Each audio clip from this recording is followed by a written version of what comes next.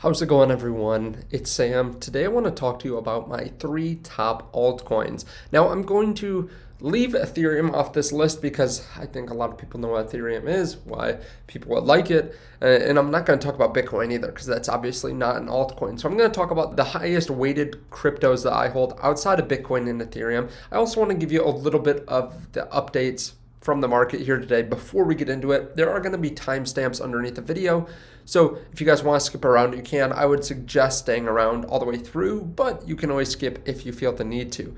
Now, I'm leaving Bitcoin and Ethereum off the list, but know that those are my heaviest holdings. I have twice as much Ethereum as any other altcoin, and then I have more than 2x the Bitcoin. I have more than 2x the Ethereum in Bitcoin. So I hold a majority of my crypto in these 2 top cryptos, but I still have some other cryptos that I have a pretty high allocation towards, or a significant amount of money in. So I want to hit on those here today.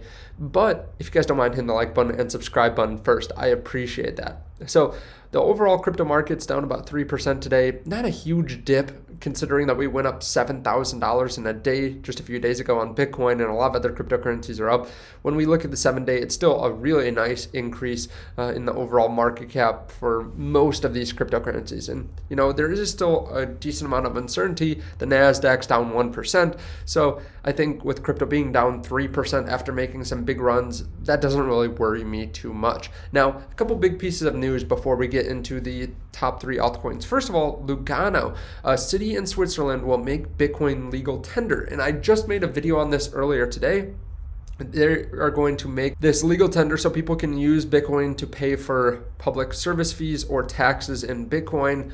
This is part of their Plan B city initiative. They are working with Tether stablecoin USDT, and they're going to become legal tender in the city as well. They said that El Salvador's GDP rose by 10% and their tourism by 30% after declaring Bitcoin legal tender. And they say, imagine what a city in the center of Europe can do, which is, I think, very true. They also say that they're going to allocate some money towards the adoption of Bitcoin, USDT, and LVGA, the city stablecoin that's going to be tied to the Swiss franc. And they're also going to have $108 million for Bitcoin and blockchain startups that wish to relocate and set up their headquarters in Switzerland, so in this Swedish town. Now, this is a significant amount of money. I mean, this is just from a city as well, over $100 million. So we know the Swiss, are at the center of a lot of banking too. So this is going to be really interesting too to see if Swiss banks turn this way in other cities too, and if the whole country kind of starts adopting cryptocurrency. They're also going to create specialized curriculum on Bitcoin and the Lightning Network, etc.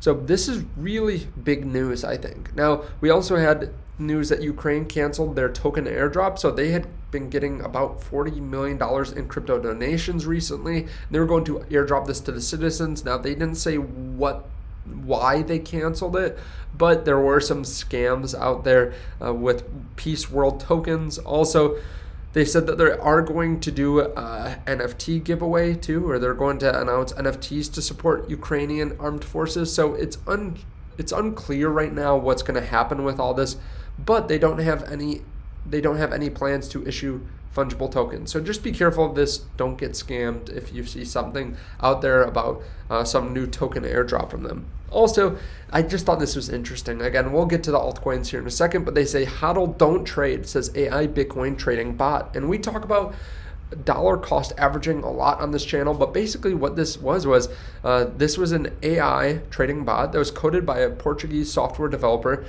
It was a reinforcement learning AI experiment where he wanted to get a truckload of historical data from BTC and USDT. So he trained the bot, told them the rules, here are the candles, you can either buy, sell, or do nothing. For every profitable trade, the bot would be rewarded with a point. The bot loses a point as a punishment for lost trades. Finally, a reward is granted to the bot for the total amount of Bitcoin the bot finishes with. The goal of the bot is to get the highest score possible, and the exercise is that he makes thousands or millions of tries on that set of data, making a mental path of what is best to buy, best to sell, etc. What happened in the end was eventually the bot concludes that the best way or the best move is to buy as soon as possible and never sell. Now, we've seen a lot of different reports on this in the past, that is the best way in index funds, is just to lump sum invest and just hold for the long term. But this is interesting to see this from an AI trading robot. So just maybe if you want that to help inform your trading decisions. I'm not a financial advisor, but I did find that very interesting. So before we go any further, I was actually reached out to by a company that's on the Bitcoin Mining Council. Now, if you haven't heard about this, this is the council that Michael Saylor runs along with some of the other top Bitcoin miners. It was GMT that reached out to me.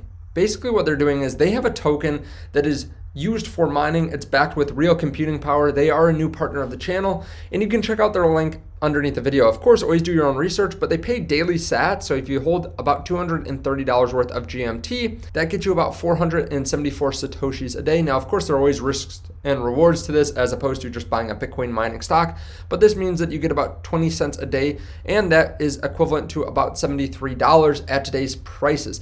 Now, I bought it right on PancakeSwap. It's really easy. You just put in the contract address, which is found on their website, and then you can just buy it straight from PancakeSwap, connect your MetaMask wallet. If you haven't done that before, there are a ton of videos on YouTube, so definitely check it out underneath the video if you're interested. Now, if you use the code FRIEND, you can get double the rewards for the next 30 days from GMT. So let's move on to some of the cryptos that I have been buying and some of the top altcoins that I hold. So the first one on this list, I've been adding to a little bit heavier than just about any other altcoin over the last month or two, and that's Terra.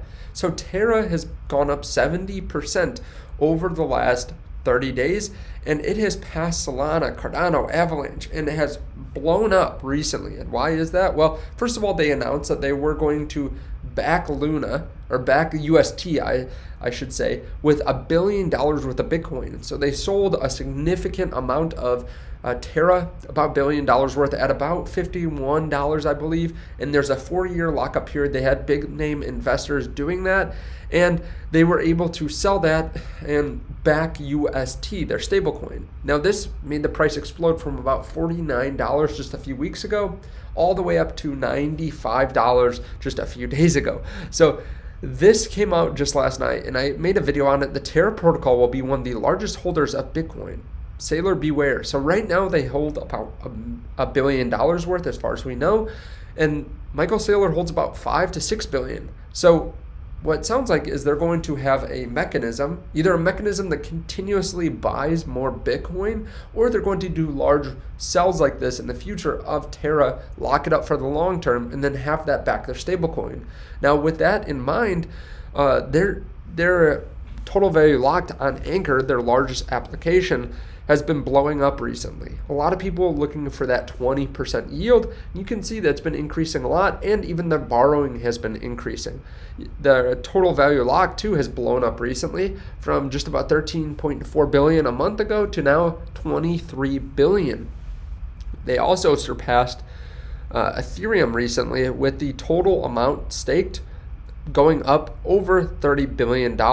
So they passed Ethereum, they've passed Cardano, Avalanche. The only thing that they're behind is Solana.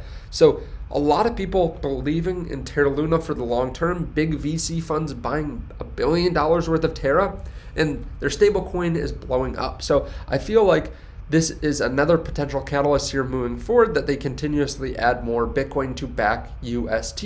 So this is the first crypto on the list. I feel pretty strongly about it and have been buying more recently. Now, another one is Solana. So Solana is really like Ethereum 2.0 already.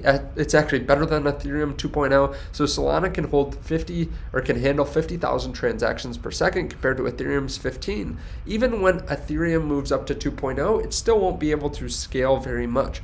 Solana hosts about 500 dApps, which is a lot less than Ethereum's 3,000. However, they did announce Solana Pay, a payment system designed to help merchants accept cryptocurrency payments directly from customers. Solana's fintech expansion highlight its potential for real-world utility, which is excellent news for long-term investors. So this is the main point that I want to make with Solana, or the main benefit. Solana can run a lot more transactions per second, which means it can be used a lot more in the real world. Ethereum is kind of clunky, kind of slow, and for big transactions, it's okay because it's more decentralized. It hasn't fallen down or hasn't gone down as much as Solana recently, but for any kind of high transactions, I think you're going to need something like Solana or even Matic to run those transactions, because no one is going to be able to pay for the expensive fees on Ethereum, and it's just too slow at this point. So Solana, I think, is already like Ethereum 3.0. Grayscale also is now launching a dedicated Solana trust, which will also lock up more Solana over time. Now, the next altcoin that I hold is Polygon. Now, these aren't necessarily in order, these three, but Polygon recently raised $450 million in Sequoia-led funding round. This is going to help them continue to scale and invest in zero-knowledge proof technology after committing over $1 billion to such initiatives back in November. Even if 2.0 comes here, that will not provide enough scalability. The proof-of-stake upgrade will keep everything the same. Like Ethereum has 13 transactions per second right now. Maybe it'll go to 20 after proof of stake, but not more than that. So that does not add anything to scalability. So you need something like Polygon or Solana. Polygon's also been growing. They have recently grown from 3,000 to 7,000 apps in only 3 months. And like Solana, I've used them several times, and they're so much easier and cheaper to transact with. So these are my 3 top altcoins. I'm not spending that much time on them today, but I have done full videos on them in the past. So you can search through my channel to find more about them if you're interested. Thank you guys so much for watching. Let me know what you think about the cryptocurrency market and where you are allocating funds towards. Now, I've mostly just been buying Bitcoin and Ethereum recently, mostly Bitcoin, a little bit of Ethereum, and then yesterday I did make a pretty large Luna purchase compared to my normal altcoin purchases, but let me know your thoughts on this underneath in the comment section. Thank you guys so much. You can check out GMT underneath the video, and I'll see you in the next one. Bye.